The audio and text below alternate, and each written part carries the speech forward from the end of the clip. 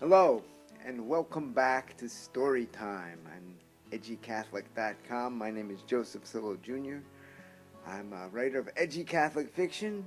I've written books, When the Wood is Dry, my edgy Catholic thriller, Blind Prophet, my graphic novel and comic book series, and Merry Friggin Christmas and Edgy Christmas Comedy, which comes in a naughty version or the standard edition.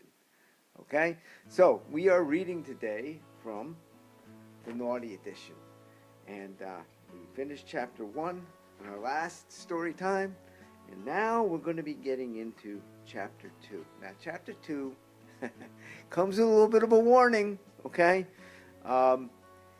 it's blasphemous. It has a lot of really kind of edgy comic material in it, where he pretty severely ridicules my religion, which is Catholicism, okay? And just a note of warning. And it also has profane language, which I will bleep out as we go. So some of this is auto bleeped in my in the standard version, because there's a gimmick in there to eliminate some of the more extreme language. But it's all in the other one. So what I'm going to do is just read it and then bleep it out. Okay, this is the chapter that actually started the screenplay. Opened up with him in his comedy club, doing his routine, where he's trying out his new material and he thinks this is going to be it. He's going to make it really big with this. So let's see if you think it's funny. I don't know. Maybe you don't. I thought it was funny, but it's also very edgy and blasphemous. Okay, so let's get started. Chapter 2, Laugh Out Loud. Monday, December 5th, 2011.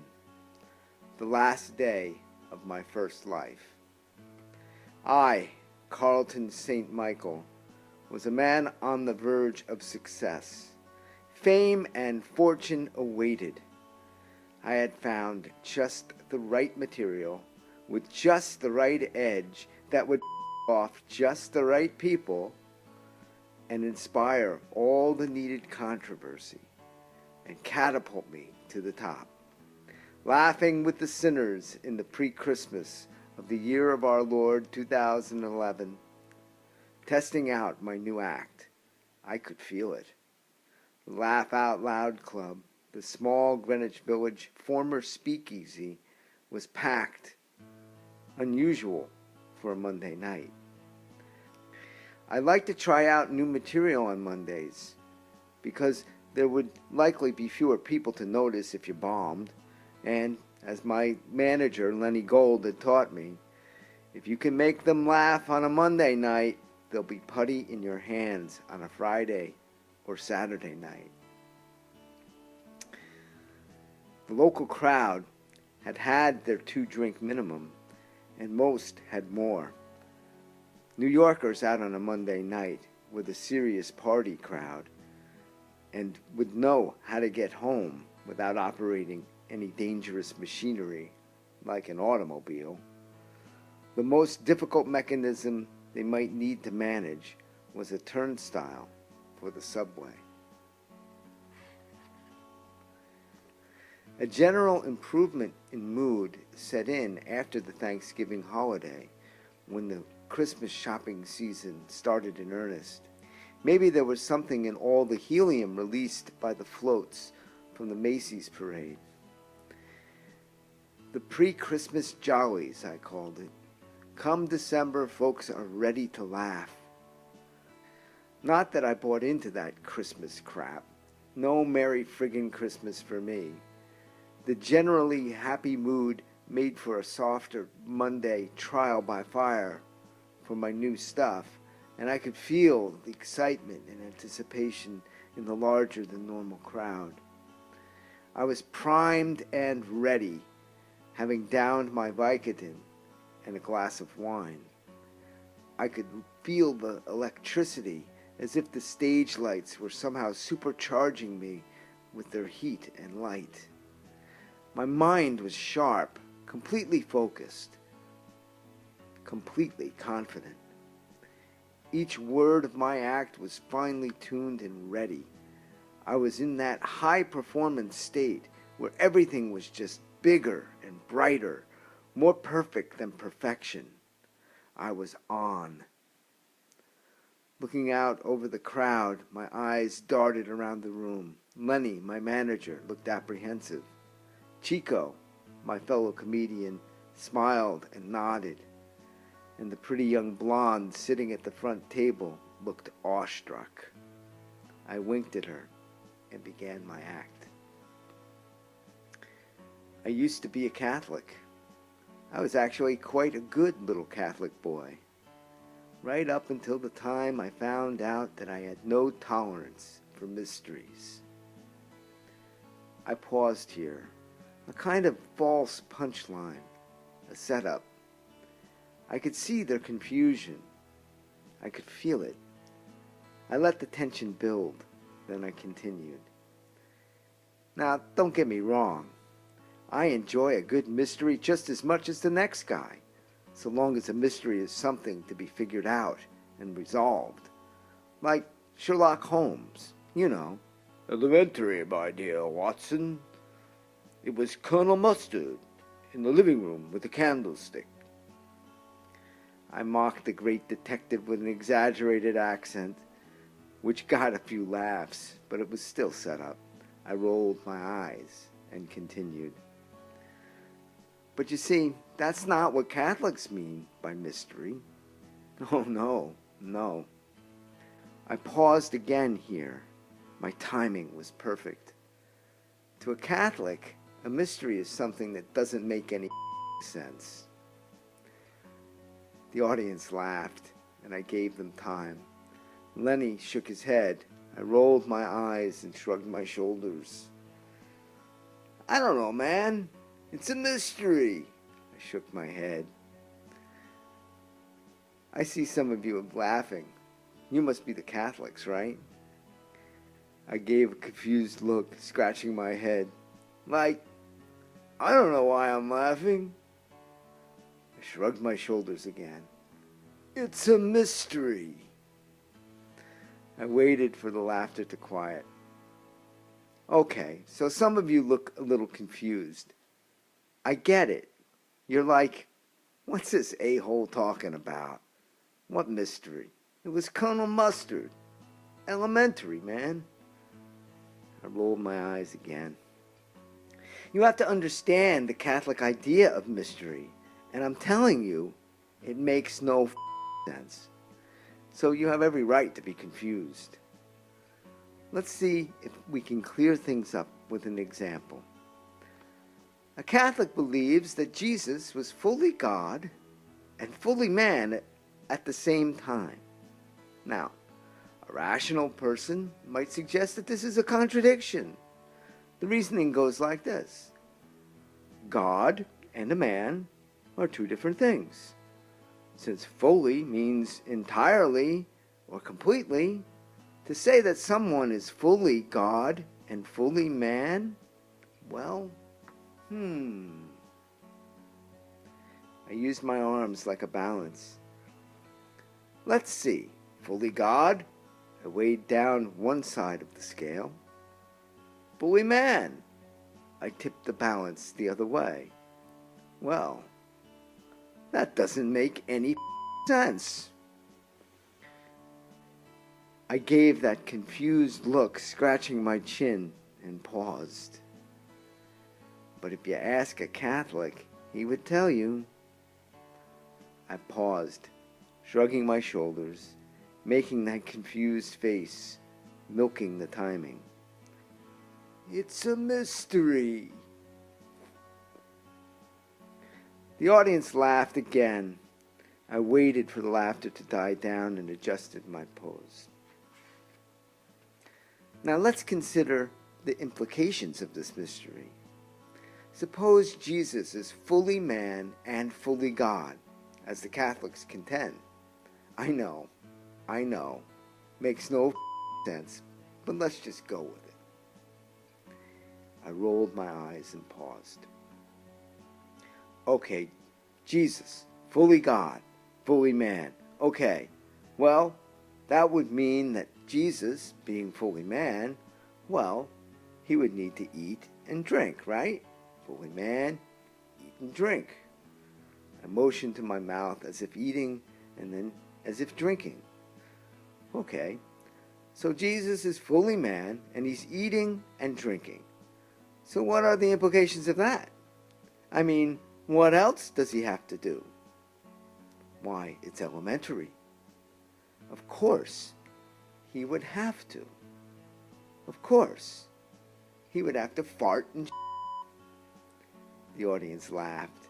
Lenny glanced up at the ceiling. Chico nodded approvingly. I glanced at the pretty blonde, then quickly away. Likely, she would not be into bathroom humor. Why, sure, wouldn't he? I mean, he's fully man. I mean, he has to. The audience laughter died down. But he's also fully God. So as fully God, I would assume he wouldn't do any of these things. I folded my arms and rubbed my chin, then opened my arms like I was pleading to make some sense of it. I mean, I just can't imagine God, the creator of the universe, laying down a large, smelly turd. At least not any kind of God I would worship. I rolled my eyes with an exaggerated smirk. The audience laughed, and I waited for them. So what would happen when this guy, who is fully God and fully man at the same time, when the man part of him has to take a dump? It leads to the inevitable question. I put my hand to my chin again, as if in thought. My timing was perfect here. I waited for a moment until total silence crept over the place. Did Jesus' stink? I shrugged my shoulders, looking confused again. That one got a big laugh, but Lenny rolled his eyes again. What's eating him? I'm killing it here, and he looks like he's about to sh** a grenade or something. I smiled, shook my head. Well, if you're thinking of Jesus as fully man, you'd say, sure, he's a guy. He's got to be laying down smelly ones. But if you think of Jesus as fully God, you'd say, of course not. There's no way God is laying down smelly turds. But what do you think a Catholic would say? I paused and shrugged my shoulders, looking up at the ceiling with my palms up. I milked the pause perfectly. I was on fire. It's a mystery. The audience applauded and laughed a bit louder. I waited for the laughter to dissipate. Now, let's suppose that Jesus' shit did not stink. Well, he lived for 33 years. He must have produced quite a lot of the stuff. Let's suppose that on a dig in Israel, an archaeologist discovers one of Jesus' turds. I can see the headline. Archaeologist discovers mysterious turd, still steaming, but with no discernible smell. The audience laughed louder and longer. And what do you suppose they would call this discovery? Why, it's obvious. There's only one thing you could call it. It's inevitable. Here comes the big one. Wait for it. Wait for it. The holy The audience erupted in raucous laughter. They were eating it up, so to speak. I guess it may be a bit disgusting to think about eating up holy but there you have it. But I was not done. And what do you think the Catholics would do? I paused just a beat, then lit into the climax with a crescendo of volume and speeding up the pace. Why, I'll tell you what they would do.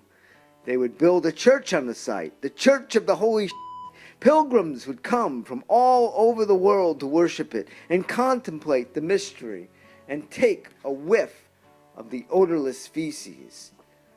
They would have processions and vigils in honor of the Holy Turd. There would be stories of healings and miracles, how leprosy was healed by the holy The lame would walk, the blind would see.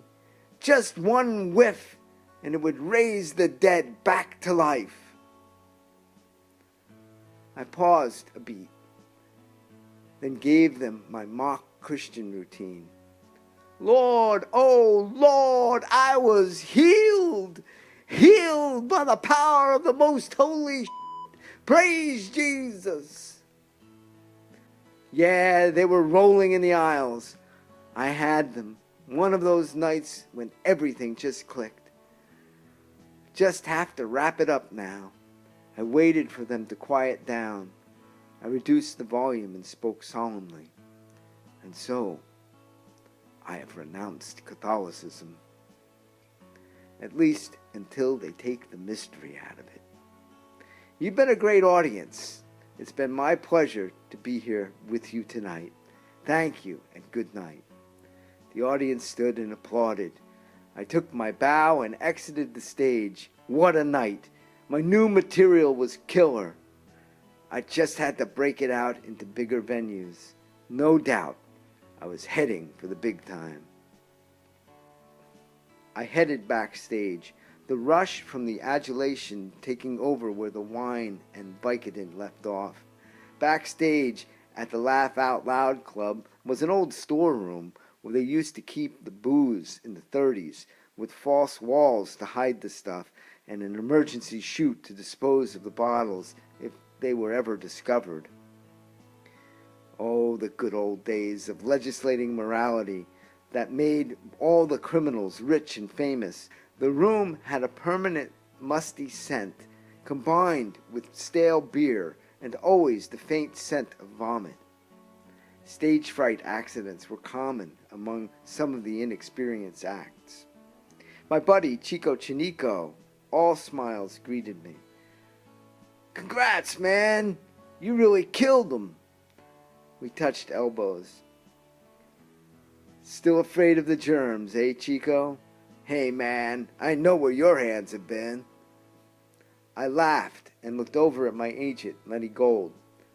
"What's with the sourpuss? I mean, geez, I just had the best set of my life. He's my agent.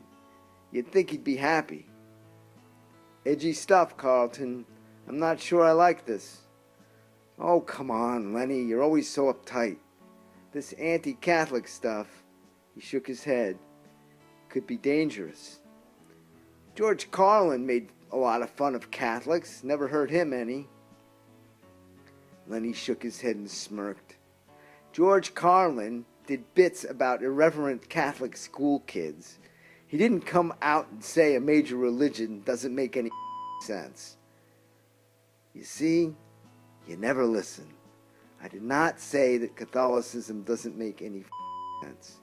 I said that when something doesn't make any sense, the Catholics call it a mystery. Now, how are you supposed to represent me properly when you don't understand my material? Don't give me that small shit, Carlton. You know what I mean. Catholics take these mysteries pretty serious. Seriously, Lenny. Seriously. Lenny looked confused, tilting his head. Seriously what? Catholics take these mysteries pretty seriously. You're right they do. I laughed, shaking my head and rolling my eyes. Lenny was a good egg, but he was a Jew, and he had a bit of a persecution complex when it came to Christians in general. He was an older guy who had been in the business for years and seen a lot of how things worked. But his perspective was dated. Johnny Carson was no longer the king of late night. Prime time had gotten edgier and comedy more biting. The entire society had gotten coarser. And Catholics, those anti-abortion, anti-gay, even anti-contraception relics, oh, they were everybody's favorite target, and I was not going to miss that bandwagon.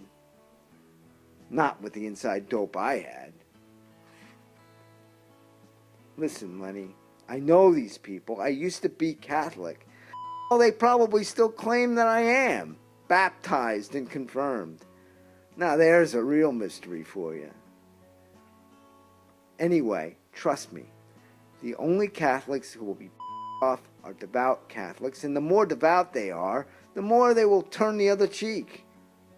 Oh, they may protest, but that will just be good publicity.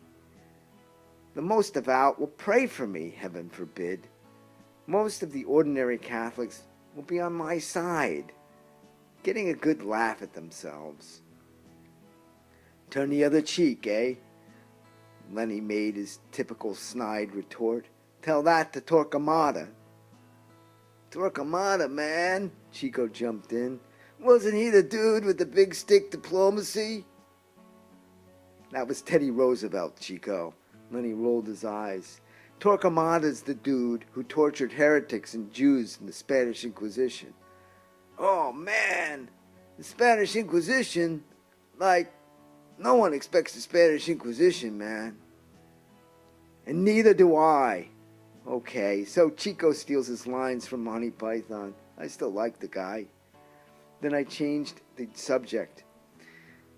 Let's go to McGinty's and get a drink.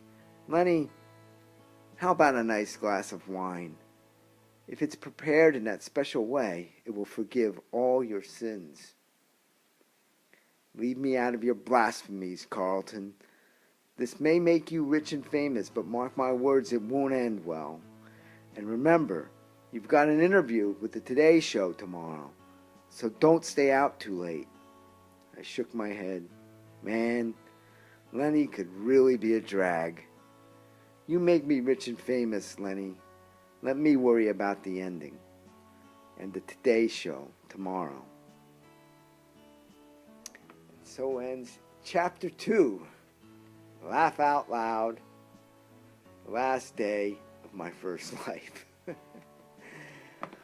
So we will see how Carlton's act develops as we go through the story and see what happens to this wonderful comedian. Anyway, my name is Joseph Cillo Jr. I hope you're enjoying my story, and I hope it's not too edgy for you.